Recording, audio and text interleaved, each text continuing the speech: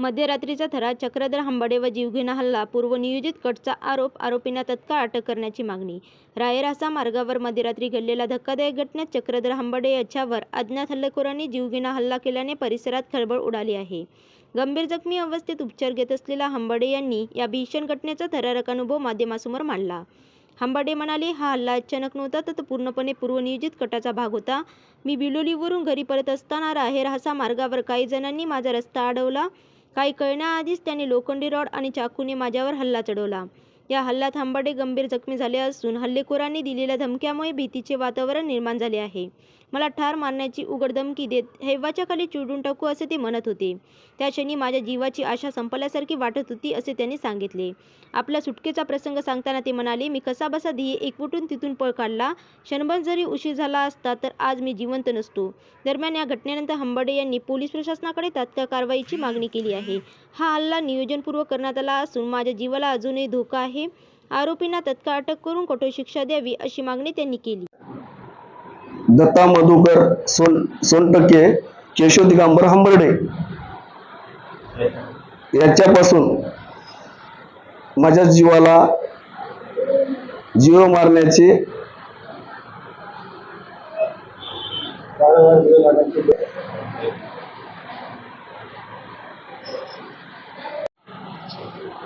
आणि तिथून मी त्यांच्यापासून मला हाताला या जागे चाकूचा म्हणजे वार झाला या जागे. नंतर मी त्यांची झटामुट मला धरायला गेले. मग तिथून मी पळून गेलो. मी तिथून जीव मारण्याच्या हा जीवाविषयी याच्यामध्ये होते त्याने मला जीव मारण्याचं ठरवलं होतं त्याने. मी तिथून शेताना मी ते पळून गेलो. मी तिथं बाईक आणि सोडून टाकून गेलो आणि शेताना पळून मी घरला आलो. परत सकाळच्या परी घरी जाऊन सांगून परत मोटरसायकल आमच्या घरच्याने आणलेत.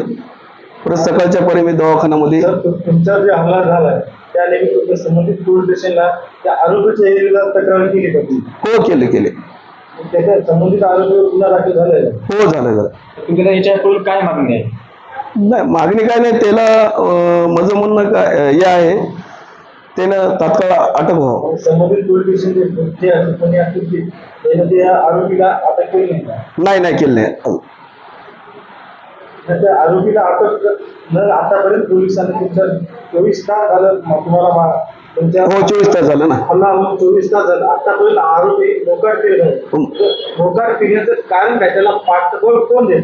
राजकीय पाठबळ नाही. त्याने म्हणतो मला तिथंच मी पळून जाता वेळेस तुला हैवा घालून तुझ्या अंगावरती पोलीस स्टेशनला माहीत काळे धंदे आहेत त्याचे भरपूर. आणि मी त्यांना काय म्हणते, मी ब्राह्मणवाडा आणि पुणेगाव हे नाव ऐकलंस का? आणि म्हणजे किती एक पोराची टोळी आहे. उद्या घरात काढून तुला उचलून घेऊन जातो म्हणले. नाही गेलं तर हैवा खाली तुला मारतो म्हणले. म्हणजे एक विनंती आहे प्रशासनाला, या 2 आरोपीपासून मला जीवाला धोका आहे.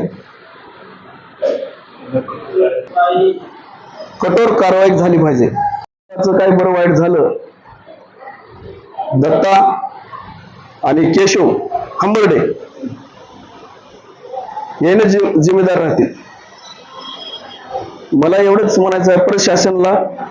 परंतु माझ्या भावाला त्यानं मारण्याचा प्रयत्न केले होते. माझा भाऊ मला तातडीनं फोन लावला दुसऱ्या नंबरवरून की त्यानं माझा भाऊ वाचून घे, मला कसं कर म्हणून.